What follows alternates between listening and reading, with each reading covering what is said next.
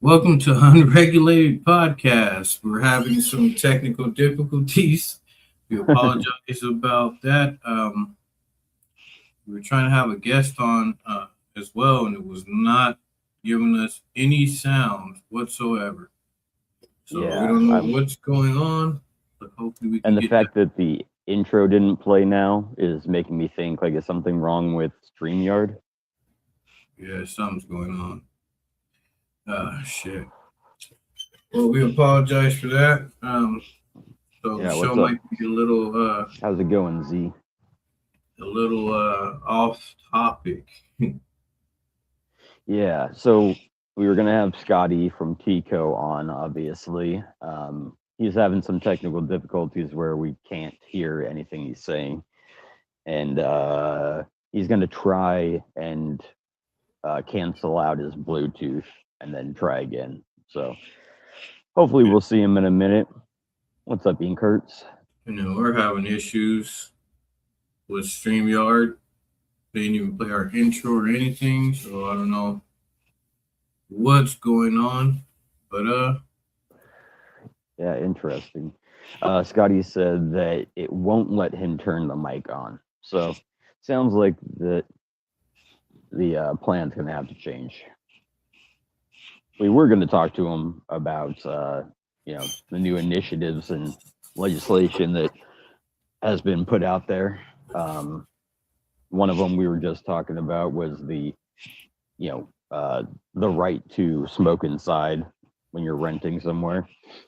There's also a public smell nuisance bill where they're wanting to be able to use the smell as a legitimate complaint, like, call the cops on you kind of thing, which we are also talking about might not be great for home growers. Like, the carbon filter can definitely help, but not everybody does that. And yeah, and then again, it doesn't always take out all of the smell either.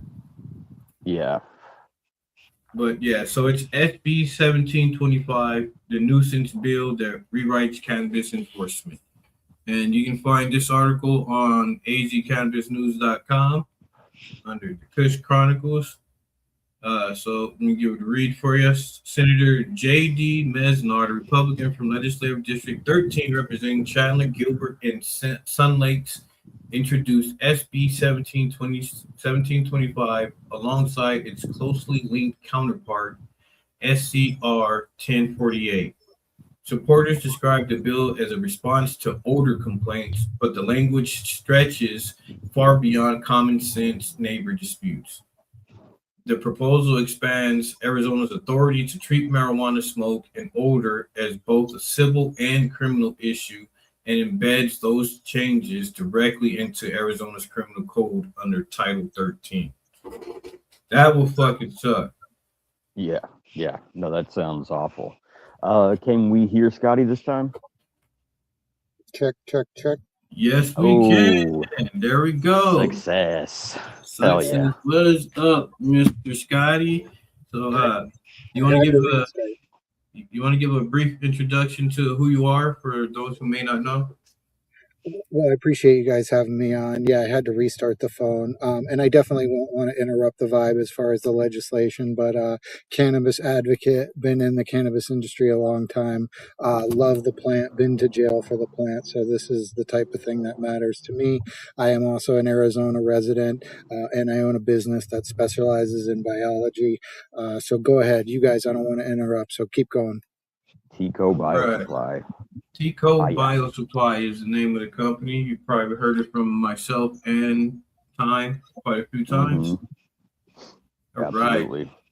So on the civil side, SB 1725 and SCR 1048 rewrite Arizona's residential nuisance statute, which is ARS 12-991. The bill declares that generating excessive marijuana smoke or odor now counts as a crime. The weird thing is, there's nowhere in the bill where they define what excessive marijuana smoke or odor is. So Right. that So you're leaves not it up really to sure Yeah, it leaves it up to whether or not they want to be an asshole. Yeah, it leaves it up to interpretation for the judges as well as the cops. Well, two things. The legal term would be ambiguity. It leaves a lot of ambiguity. And that's probably good for the system and the state. But what you guys are basically saying is this is actually ordinance and or legislation that's being considered that would criminalize someone who produced too much marijuana smoke in a public setting. Is that correct? Yes. Not only in a public setting, in your home too. So if you live in an apartment, a condo, a trailer park, if you on open land somewhere and you just happen to live in a county that enforces this statute, then you could be in your house smoking and somebody smells it and they're like, "Oh, this is how it's written anyway." They can say that this is criminal. Yeah, well, that's definitely a sign of politicians dividing and conquering with respect to the neighbors, because which is very typical of legal type, legislation is if we can actually criminalize it and we can give the neighbor, a way to call the state, that actually creates more interaction with the state. Is this a state level piece of legislation? It is. It is. Okay. And has it been newly introduced? And was it introduced by a Republican or a Democrat? It was introduced by I'm gonna guess Republican. Yeah, Democrats aren't getting anything through at the House or the Senate. Okay, yeah, so they don't control the chamber. But in this case, what we have is we have Republicans who say they believe in less government, more freedom, and less interference with the free market of choices and ideas, personal independence and freedom, actually creating legislation to criminalize the byproduct of a plant or a substance that is legal. You see where this goes, you guys. Yeah. And with all due respect to those who are in it, they're obviously all getting paid with other people's money to do this. So they really need something to do as creatures in general, if you know what I mean. So that is very underwhelming. Unfortunately, we have Republicans. God, I don't even know. Is this particular Republican is this a city Republican? Meaning, are they from urban centers or are they from rural areas that are introducing us?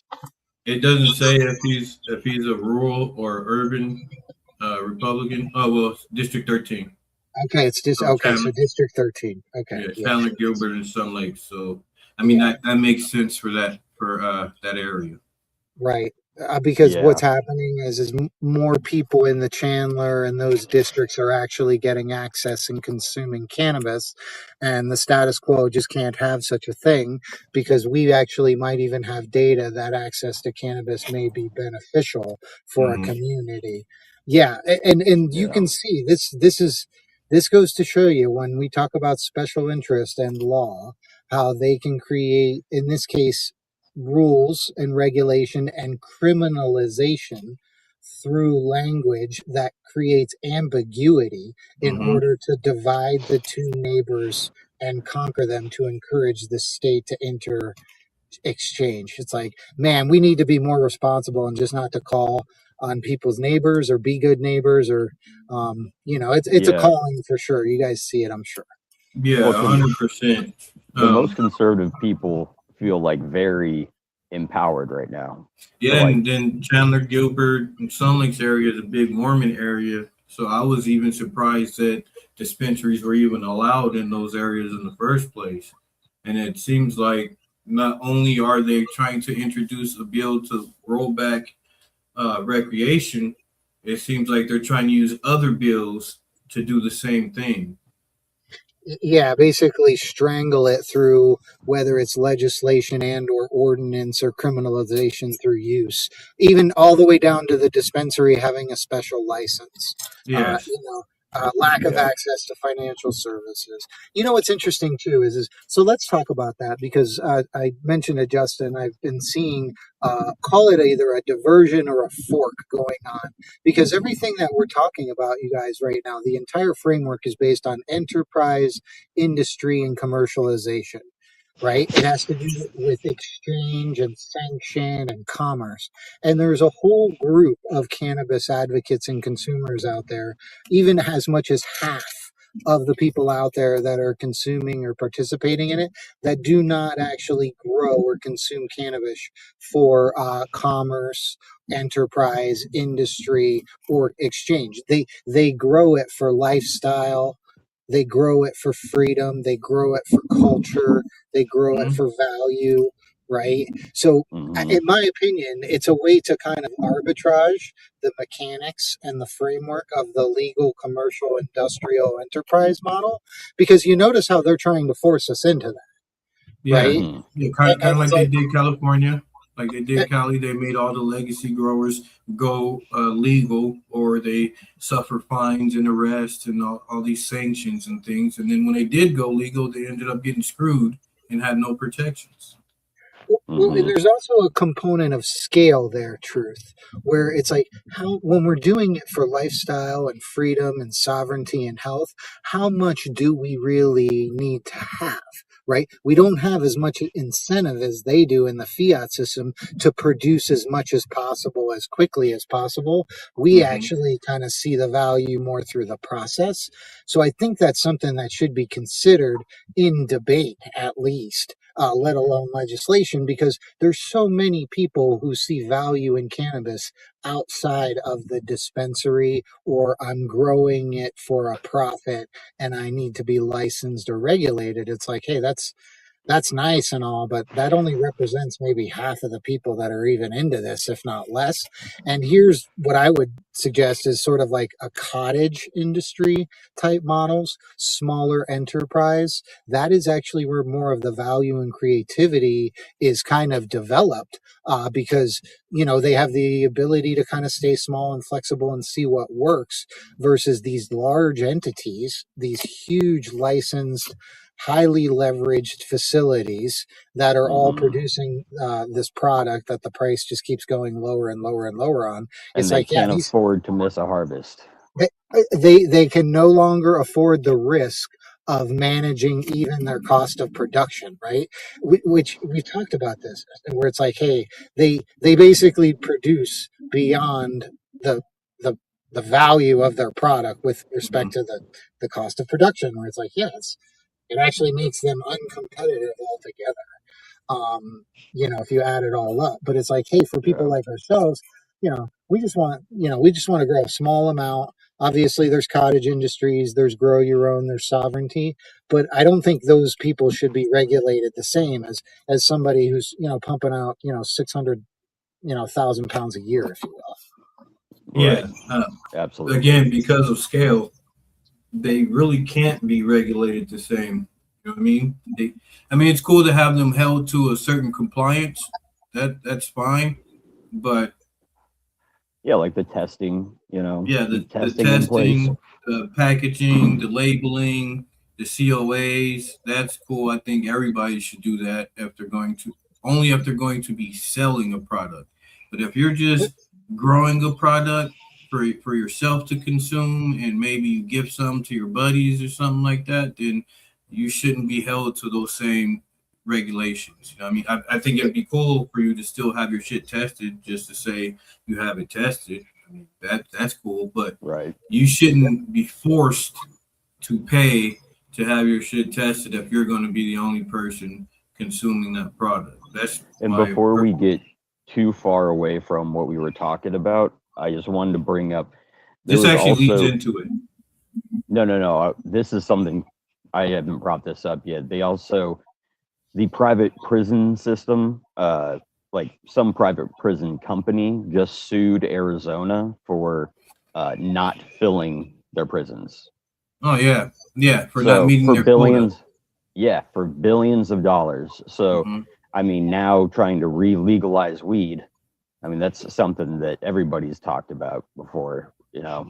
The the prison system is going to depopulate when you make the most uh, Isn't it funny co- how the I most don't common believe in drug. coincidences, but don't you find it funny how the timing on that is kind of strange? How the Arizona's getting sued by a private prison for not meeting their quota, and they're trying to recriminalize cannabis. Correct. Correct. That was the that was my easiest. point. That was the fastest track pathway to jail was cannabis. Yep. Yeah, possession of, because everybody wanted possession of it. Turns out Yep. that's what demand and value does. Everybody out there, it makes people want. Yep.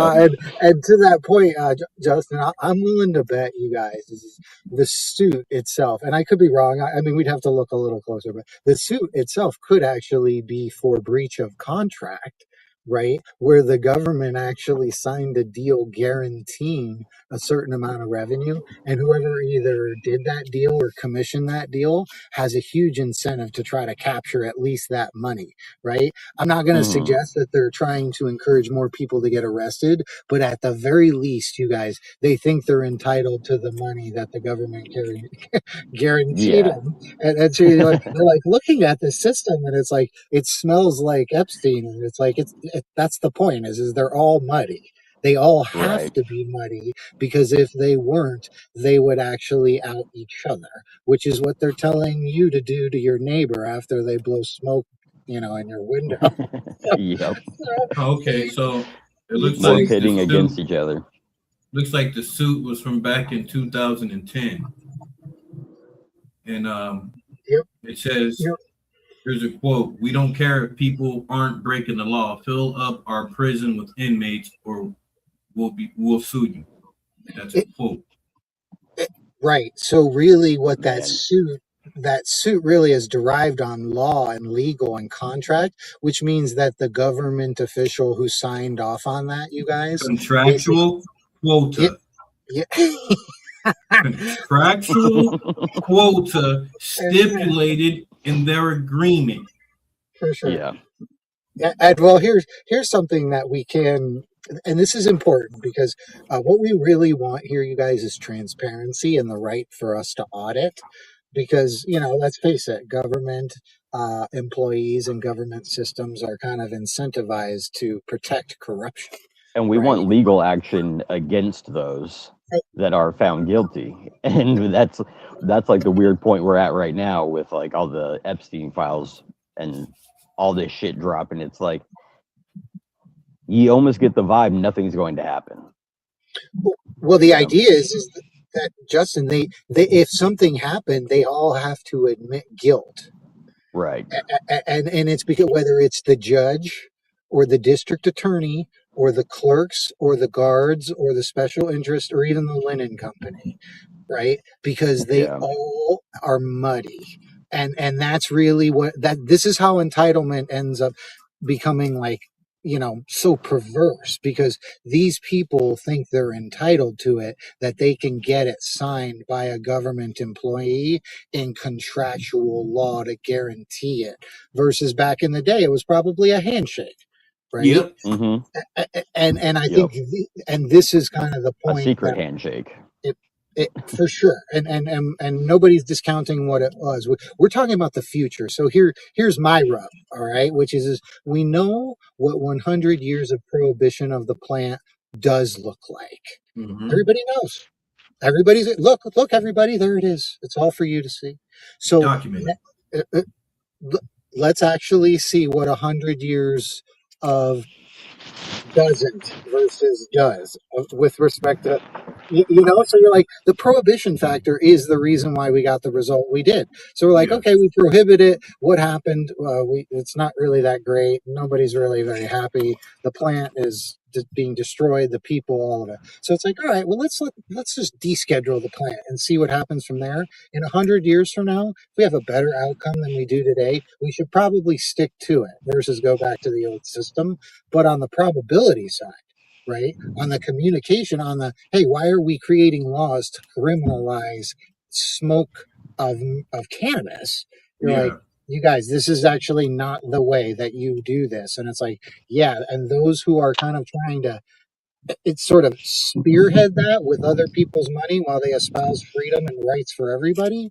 It's Mhm. dude, it's thin, it's shallow, and it's like, hey, you guys, this isn't, This isn't No, really like it's absolutely. not resonating with young people who see through the bullshit. And that's what I No, tried to it's the tried veil to is tell lifting normal. for sure. I tried to tell that to normal too, because they're like, oh no, everyone's saying that there's no appetite for micro licenses or more cannabis on the market. And I'm like, who said that? Right. Who said that? Who are these people? And if you're Oh, the talking people who are about the currently in charge. yeah, if you're talking about the senators and the representatives and stuff like that, those aren't the people who you should be worried about. You should be No. worried about the constituents, the community, the actual people. Like I would I even don't know I would go further. I would say worry about the consumer. Isn't it the exactly. consumer economy? Isn't So it about? that's the word I used. That's Yeah. the word I used was consumer. And the funny thing is, they're like, well, would you rather have it? This may get us in the door, or wait 90 years for them to open up more licenses. I was like, this way is going to have us wait 90 years too, because it says in the bill that we have to allow AZDHS to do their audit to see if there's a need for more licenses, which AZDHS every time says no, there's no need for more licenses. So why would we waste time beating the same horse? Why won't we try to do something like we tried to do with the micro license? Why don't we try to open up a different lane with people who are already somewhat established, allow them an opportunity to build not only a brand, but build a community of like-minded people who have quality meds that are tested and that are good, that are actually medicated, not a whole bunch of repetitive renamed strains that are being fought for shelf space. Like that makes no sense. And that producer's bill doesn't it doesn't address the fact that even if they do give these old producers licenses, it doesn't address the fact that where are they going to sell the product? The dispensaries still aren't going to let you on their shelves. So where are these new licensees going to sell their product? They didn't address that either. But you know what did No. address that? The micro license bill. It addressed it. It Yep. created retail licenses for micro licensees that would allow them to sell their product. It also created a farmer's market that allowed micro licensees to go from farm to table to customer. Yeah, there's no appetite for that. That sounds like an awful idea. It sounds horrible. A couple of things about that. I want you guys to realize.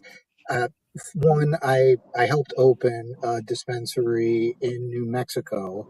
At the beginning of their process, it took us less than 90 days. It took us like 10 weeks. What? Okay, and it cost us like $8,500. What? All right. Yep. And here's the thing: is what I would also suggest in New Mexico, because it's a good representation of what a free market looks like.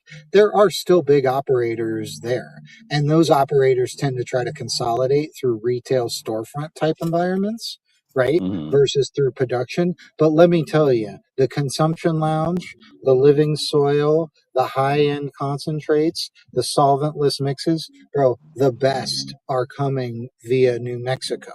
And the reason why is because Okay. there's so many people doing it as their craft and Mhm. as their love. And that's really what we're trying to realize is that, hey man, there's a fine line between scale for one person and scale for another, and Yes. they're not linear, right? Mhm. Yeah. That's just not the way this works. Everything is in curves and squigglies. Yeah, and Yeah. For lack the of a thing better term. that the thing we were told would be the main pushback is they would see it as competition, and how we looked at it as a good friend of mine, Keeley, brought it up to us. It's not competition. They can use it as a talent pool. There's always that person, that cultivator whose dream it is not to own their own brand, but to work for a big corporation. That's a lot of cultivators' dreams, is to work for a big corporation. So that would give them the opportunity to use the people who have shown proven data that they can operate a business, that they can operate a cultivation, that they know what they're doing. Then you can pull them and say, hey, would you like to work, let's say, would you like to work for Growth Sciences? You've shown we like what you've proven. We like your product. We like what you can do. Would you like to come over Grow Science? Or hey, would you like to come over to work for Mr. Honey? Or hey, would you like to come over to work for Wizard Trees? You know what I mean? Instead of looking at it as a competition, they can look at it as, all right, we can get a big data pool without even having to pay into it. We don't have to hire somebody and hope they can do what they say they can do. We can watch them and see how good they can do it. And if they can do what they actually say they can do and they want to come over to us, hey, let's get them. You know what I mean? Yep. Yeah. Well, it's a couple things there, which is it goes to show you that their current approach is like squeezing too hard, right? Mhm. They're trying to keep it all because they are so fearful of the loss of some. And Yes. and look at the difference between that mindset and where they're coming from versus, hey, if you guys actually apply this model, you can get and encourage more participation, and you can pull the best talent from that environment. And dude, it's, you see, it's so obvious the difference. And here's, Man. I think, the most important part, you guys, is, and this is just human nature in life, for better or worse, right? Is people like to close the door Mm-hmm. on their way. You know how it works. So basically, it's like, Mhm. well, how do we remove that mindset from people who have worked really hard, that may have, started earlier, gotten in? It's like, you grow the market. You Yeah. literally do everything you can at that point to grow access and opportunity to your markets. You're the salesperson. Why are you just sitting in one city trying to sell just to a small group of people when you should Exactly. be out there amongst the world trying to sell to everybody? You see the difference in the mindset. You're like, oh yeah, Mm-hmm. they Right. don't look at it from that perspective. They kind of look at it, at least psychologically, from the fear of loss for versus the growth of opportunity, or the opportunity for growth. Mm-hmm. Yeah. I was Yeah. gonna say they seem to like they can't lose any money for some reason. Like it's such an expensive industry to be in, and these places have to operate at huge scales to be able to compete, let alone stay afloat. And it's just such a bad model. It is, and Justin, I want to highlight something that it's what happens when legislation actually comes into play more than performance, cost of goods, and value. Is if Arizona really was allowed to just grow, and Colorado was the same. They forced everybody into the warehouse environment, and that was great for guys like me who sold picks and shovels, right? Mm-hmm. Who lighting and Yeah. fans and all that shit. But at the end of the day, if it was just like, hey, anybody can grow it anywhere, about 10% of the market would probably be indoor cultivation with respect to flower production.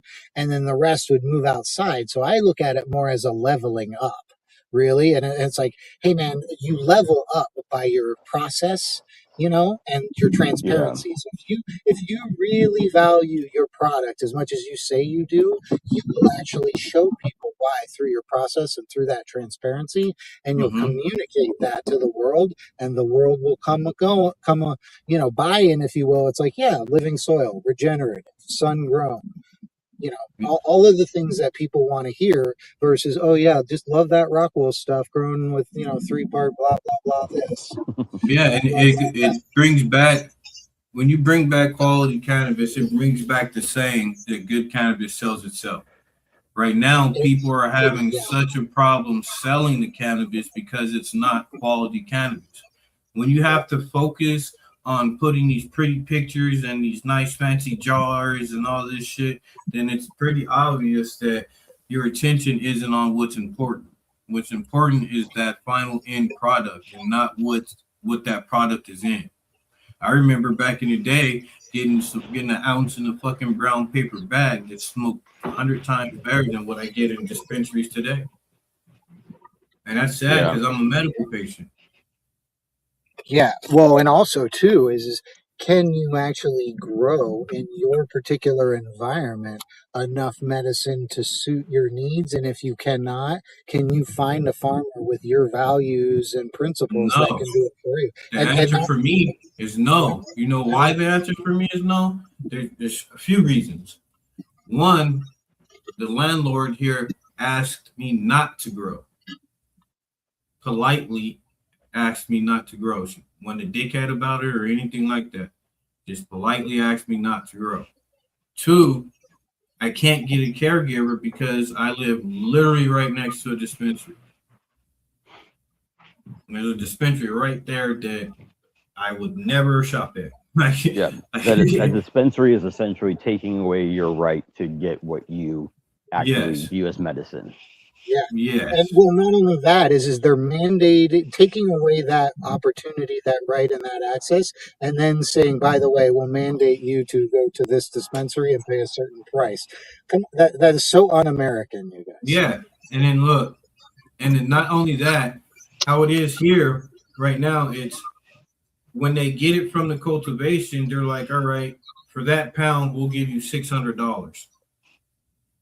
And then the cultivation gets stuck with, because all the dispensaries, all the MSOs are working together, the cultivation gets stuck with either taking that $600 or taking less or not selling anything whatsoever, you know? Right. And then not only do they want the flour for that 600, but they want that marketing material as well for that $600 a pound. And then they're going to go around, turn around, and the dispensary is going to sell that $600 pound at $55 an eighth plus tax. On BOGO, though. You know what I mean? So it's kind of crazy. It's Yeah, crazy. Go ahead. I was going to say, I have an experience. My wife went to a Nirvana recently, and she bought 2 grams of concentrate for $35. And you know, you could get that 2 grams of concentrate in Colorado for about 15. Yeah, like Okay. I used to go to Oregon quite a bit because I used to visit this farm quite a bit. But me and my wife went out there, and we got some really good rosin for $10 a gram. We got some really good BHO for $5 a gram, and some really good flour, not at a dispensary, from a home grower, for literally it was like $200 for 3 ounces, and it was Nice. fucking phenomenal. Yep. Yeah, well, I do know right now you can get really good product in New Mexico and Colorado for kind of that, where you're going to spend probably $600 a pound. Yeah, You know, maybe 800, right? And yet again, I know people who it's like, you know, we don't produce enough of this stuff to make a living. It's like they're not trying to subsidize their living or their lifestyle. But I think that's the point, you know, is like, man, if you can go directly to a farmer and they can give you that kind of price, the there's nothing better. corporations the corporations are not going to compete with that. No. Yeah, and Yeah. then again, and this is what I say. I say this all the time because there's yin and there's yang. You do have people that, regardless of the quality of the product, will only shop at commercial places because they feel that those places are safe. Like, Right. Yeah. we've interviewed people like that. I've personally talked to a shit ton of people that are like that. And on the other point, you have people like us that prefer to go to a home grower, a buddy that grows, that we know the love and care that they put into their product. Whereas you can go to a dispensary and grab a product that says the manufacturing date says it was fucking harvested 6 months ago, but you open up the bag and it crumbles to dust. Yeah. Well, yeah, and almost like remember when the vape shops used to sell spice? Yep. Hmm. Yeah, and that is and you know, yet again, is I'm convinced if you allowed the vape shops to actually sell, I'll call it like non-alcoholic beer. I call it like low THC, which to me is under 10%. So it's like, man, if these vape shops had the ability to sell this, because they already have all of those customers and they're really well distributed throughout communities, in my opinion, that vape shop would become a really good opportunity for people who, like you said, is like, hey, if we can actually get a chain of custody and actually, more or less get a test result, it gives the vape shop people less incentive to cheat. Yeah. Yeah. So And we kind of had that with the hemp. Company. Yeah, we had a company out here that actually did that, and they were in a lot of the smoke shops. They were in a lot of smoke shops, and they were doing pretty good. And then they got raided out of nowhere. Yep. Yeah, and that's the whole point is that the D schedule removes all of the ambiguity. It removes all of that need for lawyers and administration to work out the details because that's where they rob everybody blind. So it's like, man, if you just descheduled the plant and then allowed the markets themselves to determine these testing regimes the same way food markets. And that's why Justin, I was like, what do you want to talk about? I'm like, food. And everybody's like, why? And it's like, because cannabis is now highlighting that food is not tested very well. It's not tested often. And when we do it, the results are absolutely mind blowing with respect to contamination. Oh yeah, Right. yeah. So as a former restaurant owner and a former chef, I can 100% attest to the horrors you see in food. It is absolutely disgusting, and it's horrible what's allowed, what passes as quality control in the food industry is fucking horrendous. It's sick. Well, and think of the candy thing, you guys. Remember the story that just came out recently, and then all the glyphosate. And it's like, trust me, with these people, nobody would care about any of this if it wasn't for cannabis 10 or 15 years ago, testing for things that, even at the time, the purpose was to keep it down. Right. But that's really what they don't understand. It's like, bro, you're not going to keep this plant down. It's going to level you up. That's the mindset. Stop trying to keep it down and start trying to get you to level you up. And it's like, well, what does that mean? It's like, it means that the leveling up process becomes a standard or a benchmark of perhaps like, what cannabis should actually look like in a free market medical system. And because that's not what we're getting right now. We're not getting it's like literally shit on a stick and everybody's got to pay a premium. And it's like, bro, this is not the way this industry works. You're paying 100% markup for a subpar product. I don't care how big of a connoisseur you claim to be, how much you say you can smell fucking molds or anything like that. I can 100% guarantee you your favorite brand that sold you some fucking weed that had mold and pests and other shit in. I can 100% guarantee you that. Yeah. So, well, do you know that like when 50 Cent comes out and he's like, it's water. If it's sold on an airline, it's a different price than in an airport, and it's a different price here or there. So that tells you everything you need to know. It's like, dude, let the market decide not only how much it's worth, but to the people who are participating in the market itself. But to suggest that a bottle of water in an airport is the same as in an airplane or in a whatever, that's the point we're trying to make with deschedule, where it's like, if we just descheduled it, you would remove all of that collateral damage of regulation, ordinances, state intrusion, licensing. It'd be like, yeah, you'd remove all of that from its original concept, which is to slow it down. And then all of it would come back in to fill the vacuum to provide a good or a service of value to the consumer who wants to participate in that market. And it's like all the way down to the packaging or even, the marketing. And it's like, yeah, that's kind of the point is we really do know that good cannabis sells itself. Exactly. Right? And it's like, okay, well, what does that mean? It's like, it means how much of the market does good cannabis actually take up? Because to suggest that the market is 100% good cannabis that's a stretch, bro. That's a big stretch. That's beyond a stretch. Yeah. Shit.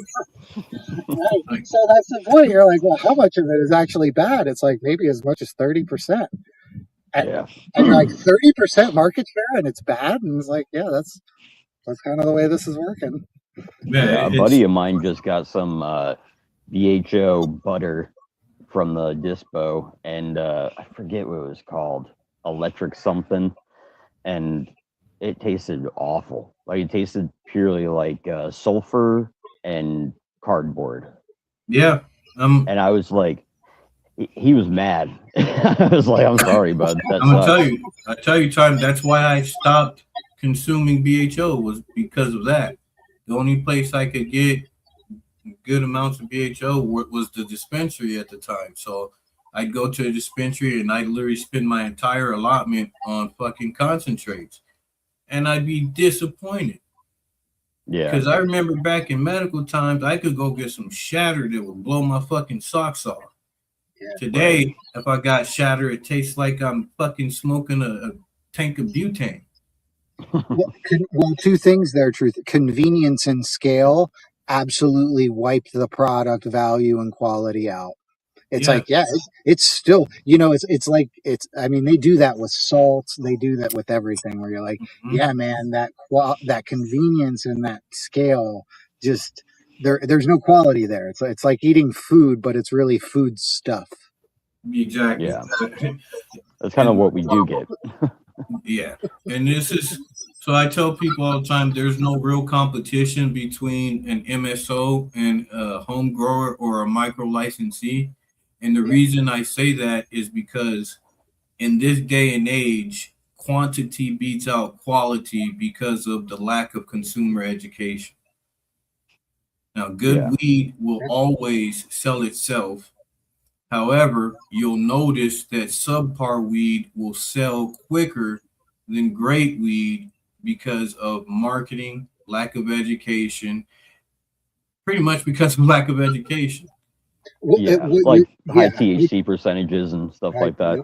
Yeah, without talking about terpene, whether it's natural terpenes derived from cannabis or botanical terpenes, are those terpenes tested when they were added into your, because a lot of people like vapes these days. That's what I'm talking these things. Oh, and okay, yeah. It's crazy to me how people will gas up a product that doesn't test their terpenes. And then if you look at their COAs, you can see, so say that the product is saying that it's 98% THC with 86% terpenes, but it doesn't tell you if the terpenes have been tested, if they're botanical, or if they're from cannabis.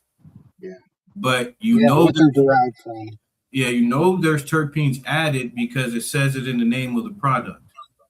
But when you scan that COA, there's no test results for any of those added terpenes.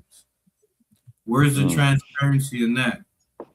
Yeah. Why you think you're getting headaches? Why your coils are clogging? Why your vape tastes like butt cheeks dipped in fake blueberry sauce? You know what I mean? That's yeah. Well, you know what it actually reminds me of, and we can all kind of remember this, is the flavored potato chip. Yeah. Right.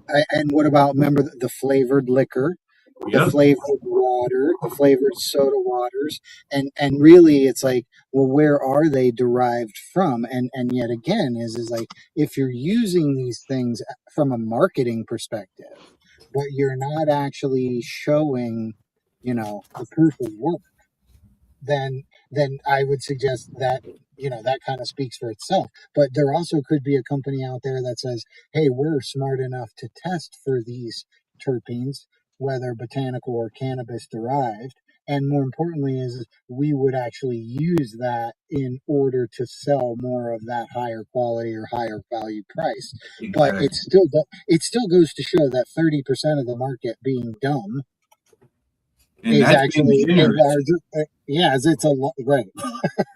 It's a lot larger than 30. Right. Well, okay, let's say 1 out of 2, right? 1 out of 2 that goes into a dispensary is dumb. It turns out dumb people are going to ask for dumb products and want dumb things. So I think that's totally American. Some people know Let's use Some this people as an know example. that these could be like bad for them and like don't actually care. Like, you know, it's just Yep. another thing. Look right here. And yeah, it's yeah, they're inexpensive, convenient. Yep, right there. This is what we were talking about the other day. So this is the reason why I Yeah. don't think influencers will ever be as important or more important than the grower, because influencers can be bought, and that's prevalent today. It's 90% of Yeah. the influencers are bought. They're only naming these products because they get them for free. They're only repping these shit because they get it for free. Yeah, Or it's they're a being job. paid to fucking consume it or represent it. Right. You know what I mean? That's why I say it's really hard to take an influencer's word for anything. Now, if that influencer is making that product themselves, or they've been involved in making that product, they've been cultivating, they've been washing for years or something like that, then yeah, you can hold their opinion at a bit higher standard. But when it's just a person that doesn't cultivate, has never cultivated, doesn't wash, has never washed or pressed anything, how are you to take their word for what is quality? Because they can say a bunch of different names. Well, This too, is like blue sherbet that's nutsack. I mean, that's cool. that's Anyway, also this that was also the celebrity thing, where it's, when the Mm-hmm. celebrity thing came in, which yet again there's all different layers and thoughts, and it's like, well, why did a bunch of celebrities come into this space? It's like because they had a bunch of dumb people that would follow them, and there was a new space that they could get access to. It's also interesting to see that it's like, hey man, to suggest that you're going to stop cannabis from growing with respect to demand, dude, that's yeah. not going to happen. And then look what's happening now. Look at Mike Tyson and his partners. Hmm. Now they're suing their partners because they got fucked over.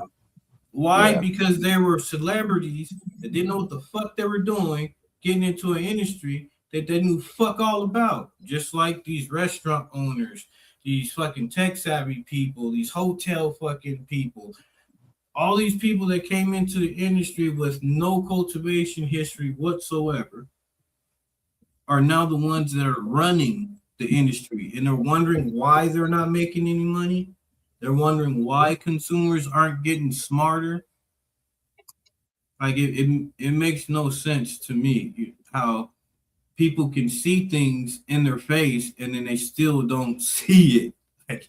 Like here, look, we're showing you that we're giving you subpar shit and that we don't give a fuck about you. Yet you're still coming to pay for these outrageous prices for our fucking bullshit products. We could Yeah, just make the labels cuter and cuter. I'm gonna yeah. drop a fucking cartoon bat on my next one and watch all the bat lovers go bat shit for it. Yeah. Well, you can also see how they're lowering the standard and the benchmark versus we're leveling up and raising it. There is no standard or benchmark for most it of them anymore. And I say yeah, most of them because there are some that are Yeah, it's doing it not correctly. everybody. It's not everybody. There are yeah, some that are doing it correctly, but the majority are not. That's all I'm saying. I'm not saying that there's no commercial entity out there that's not doing it the right way. There are people out there doing it correct, and their cultivations look beautiful. Their cultivators are happy as fuck. Like that's the main way I judge a cultivation is the cultivators. Are your cultivators knowledgeable, or are they just regurgitating shit that they heard on YouTube? Are they happy, or do they look like they can't wait to get the fuck out of here? You know what I mean?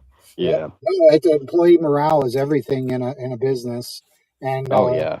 yeah, I think overall, I mean, what you're saying is spot on with respect to, I think young people in general and people who are kind of coming of age, they realize that, the world is kind of fake, meaning most of the systems that are advocating what they are. So I They think say anyway, it's also gay. I wasn't going to say that, but you absolutely can, Justin. Oh, what happened? What's gay? No, What? fake. The whole like fake and gay thing. Yes, yes, No.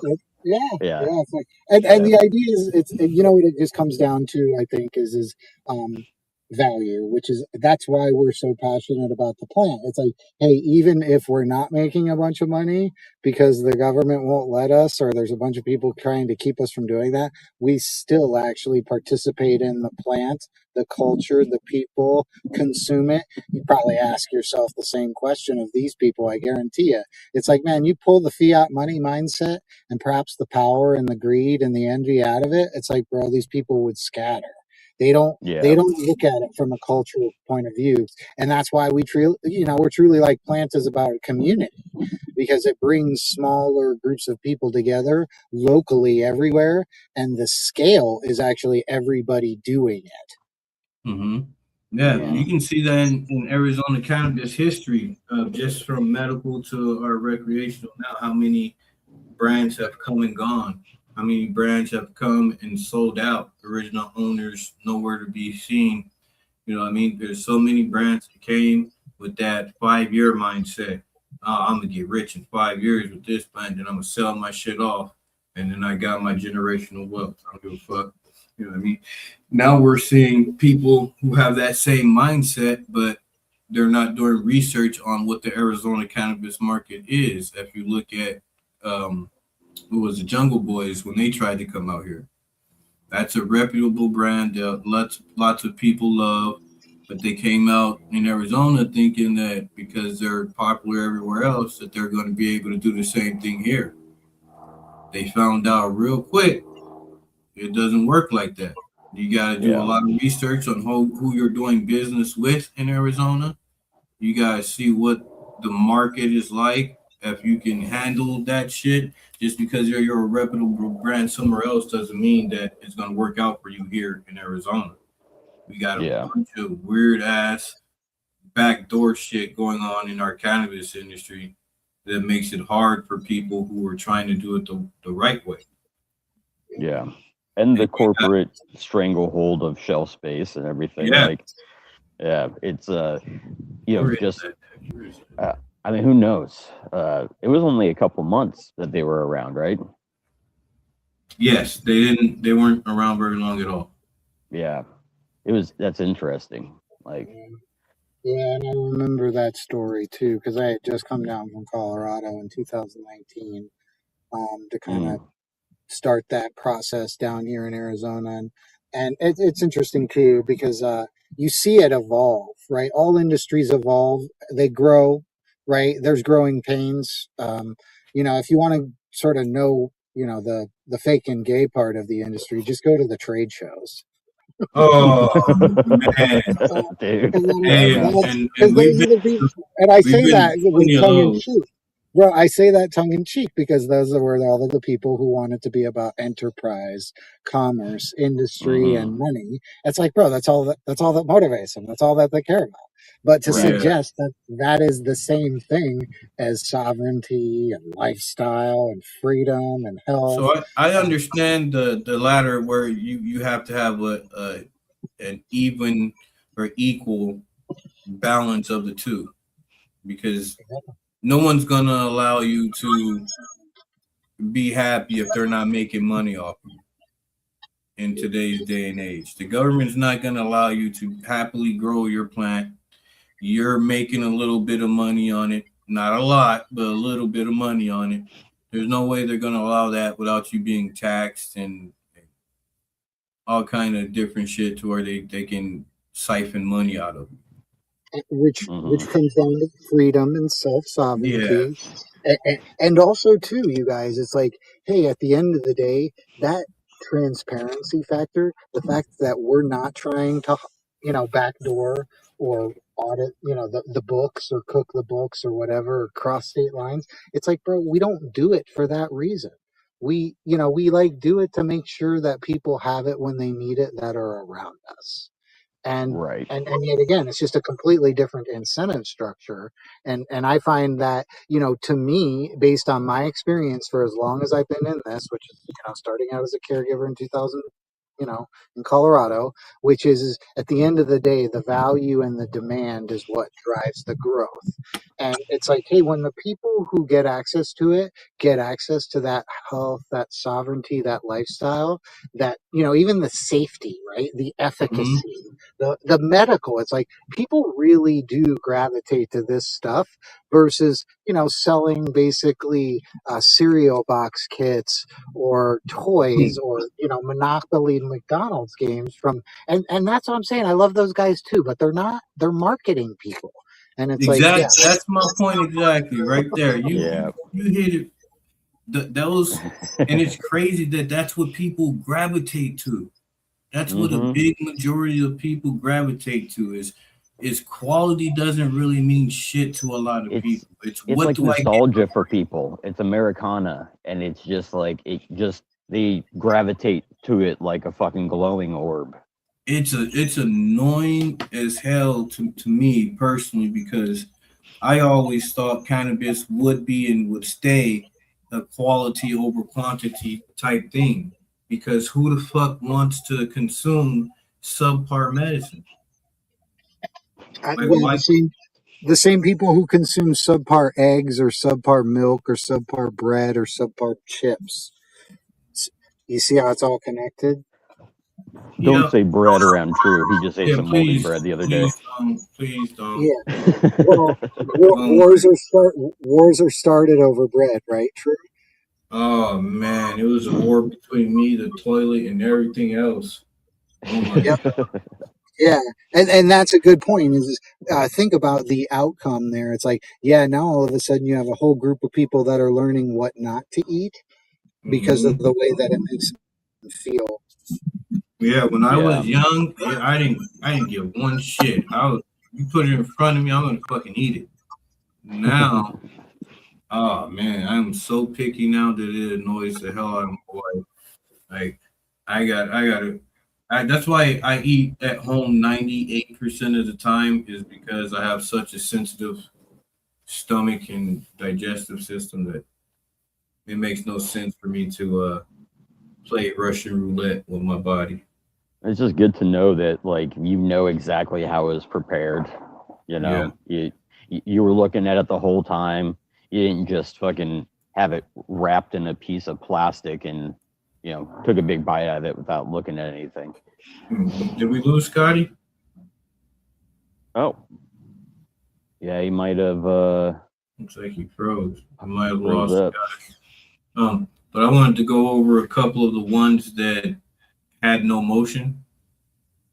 Okay. Uh, you got HB 2081, which is the for adding different terminal illnesses to the medical marijuana initiative. Is that the Um, one for autism? yeah, it was one for autism, PTSD as a standalone Oh illness, yeah. things like that. It was sponsored by Senator Bliss. It got no movement. It went to the House first read on the 12th of January. Second read was the next day. It was assigned to the House Health and Human Services Committee. Um, it Are says, you hearing that dog? yeah, All right, I'm gonna go inside. I'll be right back.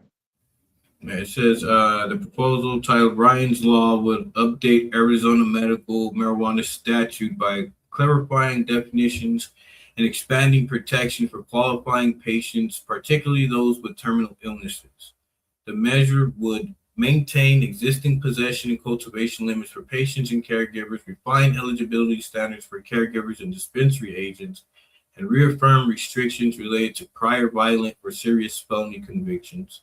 It would also require licensed healthcare facilities to allow terminally ill patients to use medical marijuana in designated areas, prohibit smoking or vaping, include marijuana use in medical records, and permit reasonable storage and safety restrictions unless compliance would jeopardize federal funding or licensing. Other facilities could still adopt reasonable limits on use, but could not unreasonably deny access. The changes would take effect only with approval by a three-fourths vote of each chamber of legislature, which of course I don't think is going to fucking happen whatsoever. It's too bad. But yeah, next one was the landlord's tenant marijuana use. That one I really liked because it would prohibit landlords and housing management companies from terminating leases because people smoke cannabis. Yeah. Yeah, I hope that one gets some traction for sure. But I don't know. I feel like it all is going to boil down to capital. Like they're going to say that the smoke is damaging to the place they're renting or something. Yeah.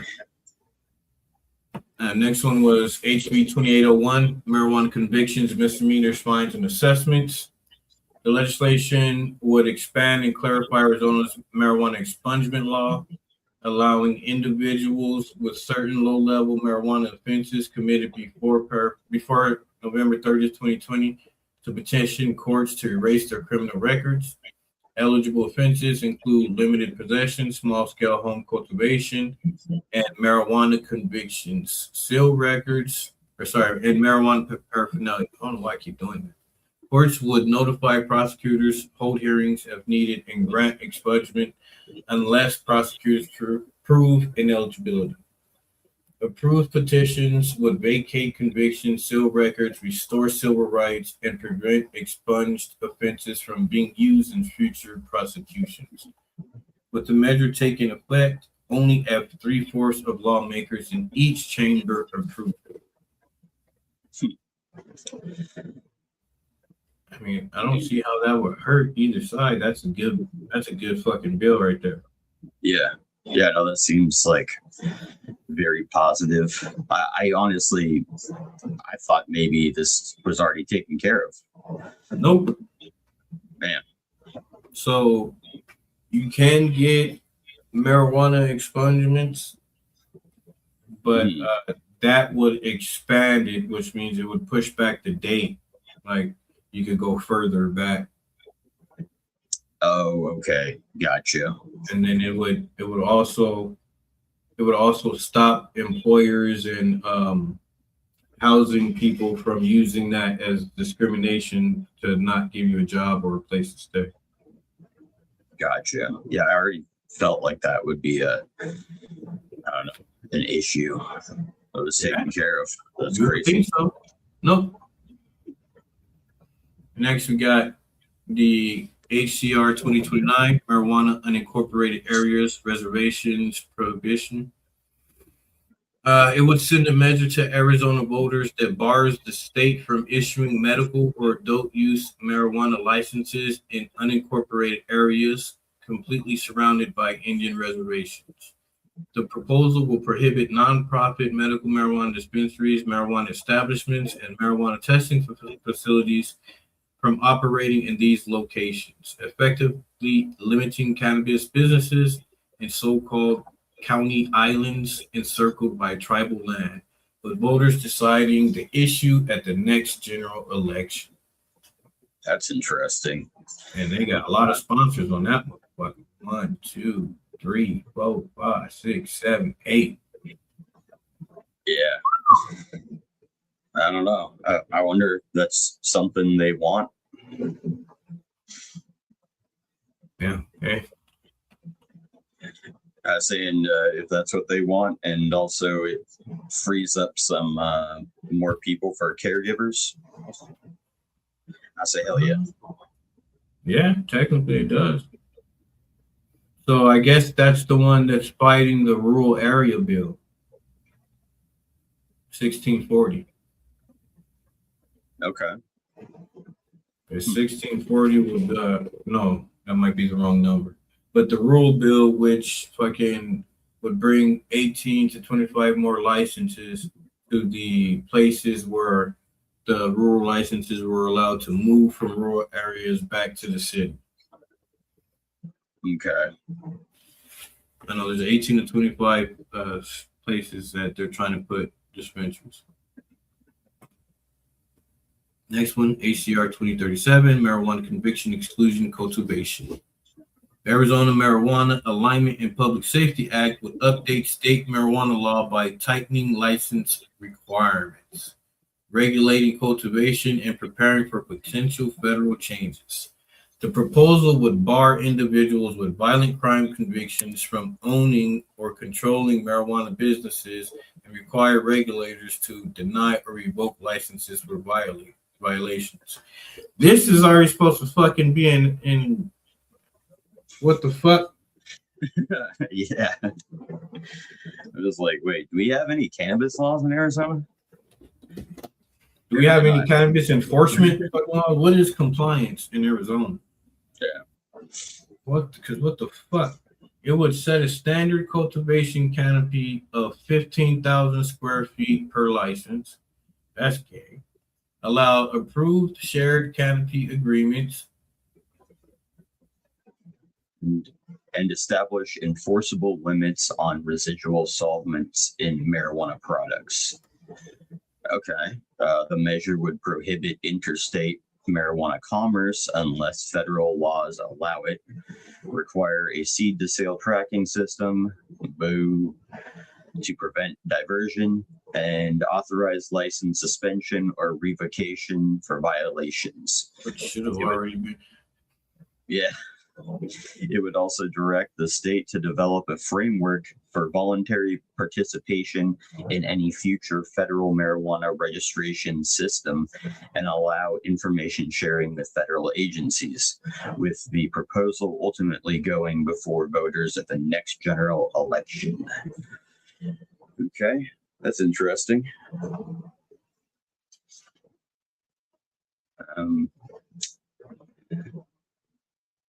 So 15,000 square feet per license, is that there's not currently a cap? No, however big fucking whatever, however big space we bought. Gotcha. That's fucking. Next. All right, it's 1363, which is the rural one. And it's 18 new dual license permits for communities with fewer than 50,000 residents that sit at least 25 miles from the nearest existing dispensary. The Department of Health Services will grant these licenses to the first qualified applicants who submit time-stamped electronic filings using a random drawing only to break a tie. Although the bill expands the market, it preserves local authority by allowing cities and counties to opt out of the program through a formal resolution. Once they secure a license, business owners must launch their retail sites within 18 months and maintain at least 24 hours of operation per week. So we'll call this one the Caregiver Killer Initiative. Yeah. Call it another bullshit bill by bullshit people. And here's 1640 qualifying illnesses. This is the one right here that would add all those conditions. You want to give it a read? Updates to Arizona law affecting naturopathic medicine and the medical marijuana program. It clarifies that naturopathic, is that naturopathic, okay. Naturopathic medicine may only be practiced by a doctor licensed under Title 32. Under Title 36, the bill expands qualifying medical marijuana conditions to include PTSD, autism spectrum disorder, when diagnosed by an ND, DO, or licensed psychologist, and certain gynecological conditions. It caps patient application fees at $25 and exempts honorably discharged U.S. veterans. Honorably discharged is interesting. That makes sense to me. I mean, I think all veterans should be able to get free fucking lead cards, period. Yeah. Because you don't know why they got either other than honorable or dishonorable discharges. It could have been anything. Yeah. So it exempts honorably discharged U.S. veterans from the fee. SB 1640 also strengthens marijuana testing, batching, labeling, and laboratory oversight by setting limits on batch size and timing, requiring unique batch numbers, standardizing sampling and testing methods, mandating certificates of analysis accessible via QR codes on product packaging, and imposing enhanced lab accreditation. Proficiency testing and record keeping requirements beginning January 1st, 2028. In addition, it requires independent third-party compliance testing, increases transparency by making substantial complaints public while protecting complainant identities.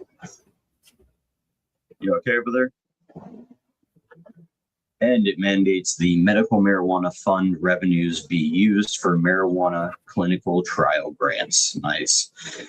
Including up to $5 million annually for 5 years through the Arizona Biomedical Research Center for FDA approved trials. That's pretty dope. I don't think True could hear the last part of that. Say that again? I don't think you heard the last part of that. So, it requires independent third-party compliance testing, increases transparency by making substantiated complaints public while protecting complainant identities, and it mandates the medical marijuana fund revenues be used for marijuana clinical trial grants, including up to $5 million annually for 5 years through the Arizona Biomedical Research Center for FDA-approved trials. Yeah, I like this one. Yeah. I like this one a lot. It helps out a lot of people. Brings that fucking research. It actually allocates money for research. It doesn't say shall or may Third party independent compliance testing. I know they were saying at the meeting that it also eliminates that testing facility shopping around. You know how cultivations go to a testing facility, they'll get that test, then they'll go to another one, get that test, and go to another one, then they use the one with the highest numbers. Right. Yeah. That bill was also supposed to eliminate that one. And here's the bullshit bill, 1641. All right, so 1641 is the marijuana producer's licensure. And that was sponsored by Senator Payne. A marijuana producer is a licensed entity that can cultivate, process, manufacture, package, and store marijuana and marijuana products at a single location, but cannot sell or transfer them directly to consumers. Applications for these licenses will open on January 1st, 2029, but until January 1st, 2032. Only entities with contracts established by January 1st, 2026 with a marijuana establishment, nonprofit dispensary, or management company are eligible. During this period, licenses cannot be transferred or subleased, and unlicensed entities are prohibited from cultivating or manufacturing at producer sites. Beginning in 2030, the department will review market conditions annually and may issue additional licenses if it determines consumers would benefit. Marijuana producers are subject only to the same rules as marijuana establishments unless the law specifically provides otherwise. Yeah, this seems so pointless. Like we were saying before, this doesn't, these big dispensaries are going to have even less of a reason to put you on their shelves because they're not concerned about, you making rent and paying them their fucking rent on their license. So I don't see this affecting much of anything. I don't see it helping anything. I see it giving false hope to people who've already been dragged through the mud. People who who either signed predatory agreements or people who signed an agreement with someone who just flat out fucked them over. They, or they did bad business and they just fucking failed. You know what I mean? What I did not see in this description, but I did read, was that this would also make the products that they're creating their property rather than it being the property of the license holder. Because they would then be the license holder. Correct. So what this does, it effectively it takes away the current cultivation's side money. So kind of. So because nobody would want to rent a license if they can own their own license. There would be no reason for them to rent that license from the other brands if they can own their own license and in turn own their own product. Yeah, but that's the hard part is like everyone is vertically integrated. That's what I'm saying. And this would take out the need for vertical integration. This would be the vertical integration killer. Because if all those people that were attached to licenses up until January 1st, 2026 can now apply to get their own license, there is no cap on how many licenses that will be available. That means everybody that was attached to an ATO can now apply for their own license. But why would they want to be attached to an ATO? But we come back to, so if what they do is they decide to get this license and now they're independent, then how are they not going to be, they're going to be affected by the fact that they can't get on the shelves. They can't fucking sell it. Yeah. That's what I'm saying. So not only would this bill piss off the Arizona Dispensary Association, but it also has no protections for the licensees. Where the fuck are they going to work? Doesn't this kind of work as a good way to get rid of those people who are renting licenses? Like just get rid of that and corporatize it even more. That's what it's for. It's the vertical licensing killer. It's meant to stop people from renting licenses from other from already established brands. I didn't put those two together, but yeah. Good point. Yeah. Regulatory affairs and government efficiency. Rage. Yeah, it's ridiculous. That's what it is. It makes no sense because even if you say you wrote this bill to help those people that have been fucked over, where does it help them? It allows them to get their own license and own their product, but where are they going to sell that product? Exactly.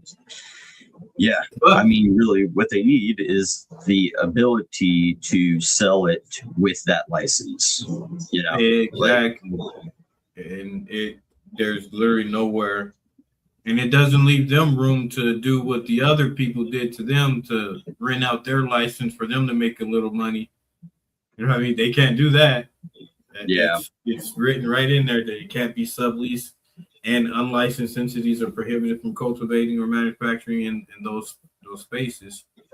So it kills vertical integration within the producer licensing industry.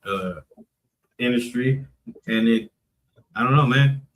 I still feel like being vertically integrated, it's a self-containing thing. Like it's everything for you. Like you grow it and you sell it. And that's kind of how places, one, survive, but two, it's also like, it's a very anti-community thing. You're not like looking to go get something off of another farmer, really. You're just interested in selling what makes you the most money, which is the stuff that you create. That you create or that you own. Yeah. Yeah. I don't agree with vertical integration. There are parts of it that are okay because it helps the company stay afloat. but Right. then it also doesn't allow room for growth with anyone else. It Yeah. pretty much alienates you from other people. You know what I mean? There's Yeah. more downfalls to it than there are pros. Yeah. What we got left? We went over the public nuisance already. Did we go over the registration certificates? I don't think so.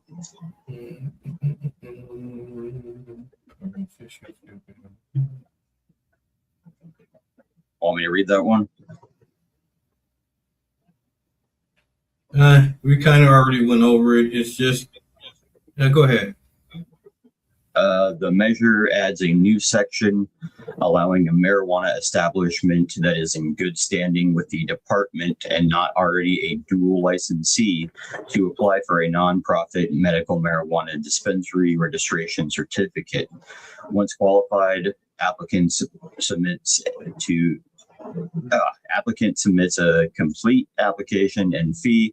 The department must issue the certificate accepting applications starting August 1st, 2026, and issuing certificates before October 1st, 2026.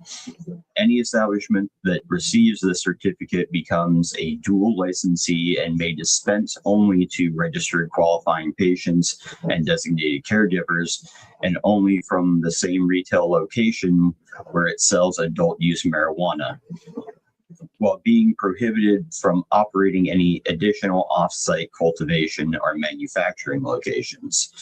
The measure incorporates definitions from 362850, requires a 3/4 vote, and is declared an emergency measure operative immediately if enacted.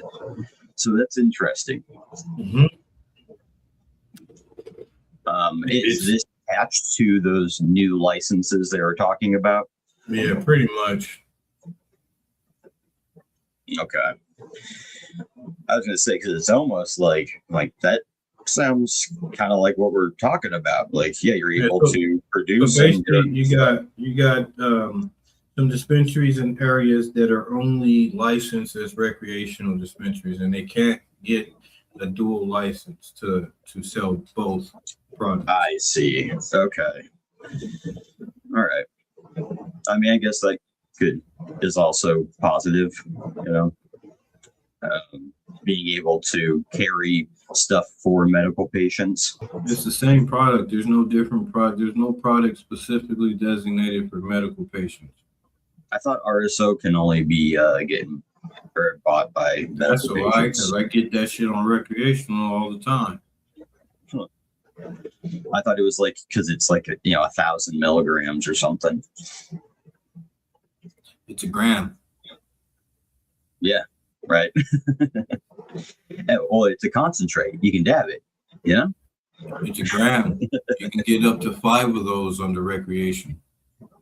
Yeah, I was thinking of it as an edible, and like we have our milligram cap for recreational.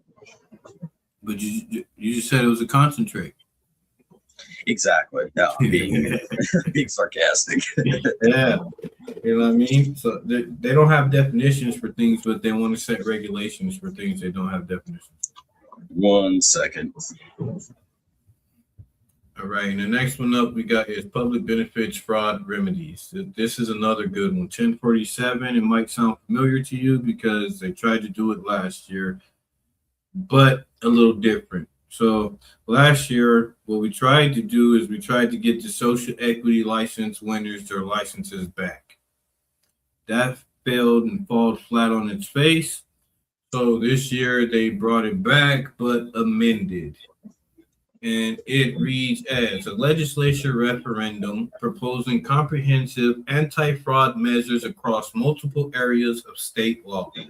The resolution establishes an Attorney General Marijuana Enforcement Fund to investigate and prosecute fraud in marijuana licensing, enforce the social equity ownership program, support re-entry programs, and provide grants to communities historically impacted by marijuana enforcement. It creates a receivership process allowing the Attorney General to take control of marijuana establishment licenses obtained under the Social Equity Ownership Program when fraud or predatory agreements are involved, with strict qualifications for appointed receivers and mechanisms for restoring licenses to original qualifying owners. The measure also introduces personal liability for elected and appointed officials who knowingly direct public funds to individuals who are not U.S. citizens or lawful permanent residents. I don't know what the fuck that's about, but shipping them to immunity and prohibiting government reimbursement of any resulting judgments or legal fees. Finally, establishes broad civil fraud prohibitions with penalties ranging from $11,000 to $11,000 to $25,000 per violation.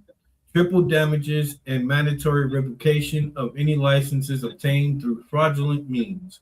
If approved by voters, these provisions would significantly expand the Attorney General's enforcement authority over fraud affecting state programs and resources. Sponsored by Senator Payne. So this has some good things in it, and it has some weird things in it. Yeah.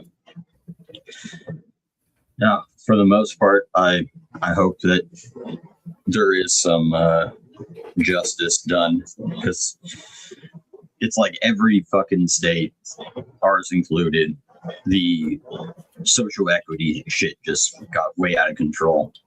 Yeah. Yeah, at least Did not go Minnesota the way it's supposed to. Minnesota took charge of theirs, stopped it, and restarted it. So at least some places were like, yeah, no, let's get this right.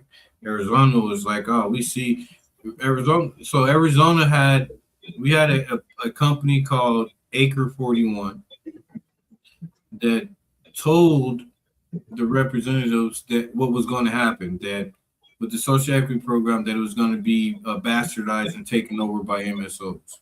They were told that. They were given evidence and a whole bunch of shit showing them that it was going to happen. And they let it happen and still haven't done anything about it. Yeah.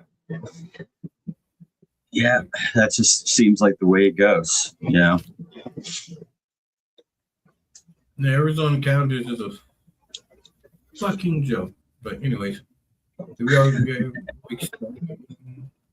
yeah, public-private nuisance. Yeah, that's the last one. Got it. Right on. I mean, I'm down to end it an hour and a half.